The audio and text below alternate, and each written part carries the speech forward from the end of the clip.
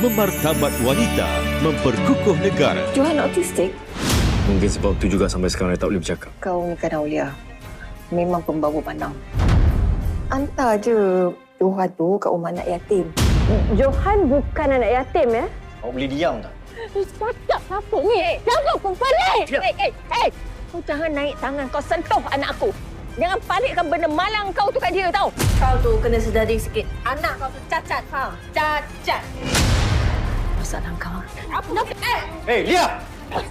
Tengoklah dia tolak, Mak. Mau ajak kau dengan anak kau ni keluar daripada rumah aku.